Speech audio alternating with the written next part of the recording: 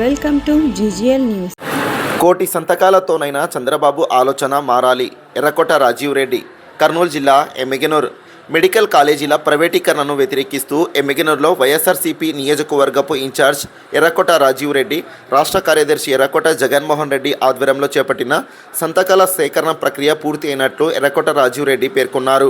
బుధవారం ప్రజల అభిప్రాయాలను సంతకాల ద్వారా సేకరించిన 40,000 పత్రాలు జిల్లా వైసీపీ కార్యాలయానికి తరలింపు పంపుతున్నట్లు తెలిపారు. ఈ కార్యక్రమాన్ని ఉద్దేశించి ఎమ్మిగనూరు వైసీపీ నియోజకవర్గపు ఇన్ఛార్జ్ ఎర్రకోట రాజీవ్ రెడ్డి మాట్లాడుతూ, ప్రజల డబ్బుతో ప్రజల అవసరాల కోసం నిర్మించిన మెడికల్ కళాశాలలను ప్రైవేట్ వ్యక్తులను అప్పగించడం ఎంతటి దుర్మార్గపు ఆలోచననో ప్రజలను వివరించామని అన్నారు. ప్రజల సంతకాల శక్తితోనైనా చంద్రబాబు నాయుడు ఆలోచన మారాలని ఎర్రకోట రాజీవ్ రెడ్డి పేర్కొన్నారు. ఈ కార్యక్రమంలో వైసీపీ నాయకులు, కార్యకర్తలు పాల్గొన్నారు.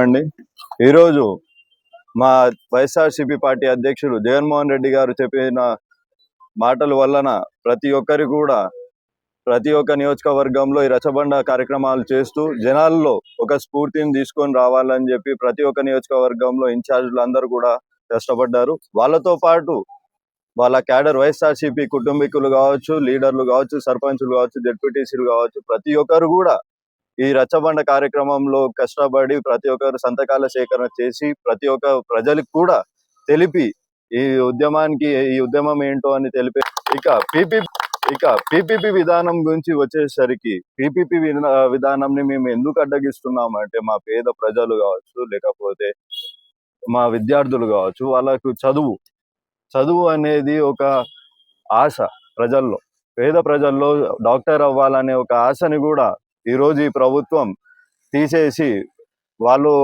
ప్రైవేటైజేషన్ చేసి ఎప్పుడు డొనేషన్ల త్రూ, కమిషన్ల త్రూ మేము ఈ ప్రభుత్వాన్ని నడుపుతామని చెప్పి ఈరోజు అందరికీ తెలియజేస్తా ఉన్నారు.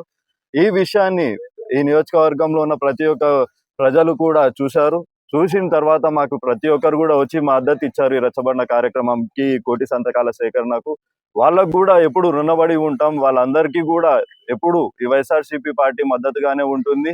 వాళ్ళకు ఎటువంటి ఇబ్బందులు ఉన్నా, ఎవరు తప్పుడు పనులు చేసినా కూడా వాళ్ళందరినీ వ్యతిరేకిస్తూ మేము ఈ పార్టీని ముందుకి కొనసాగిస్తామని కూడా ఈరోజు తెలియజేస్తున్నానండి. Thank you.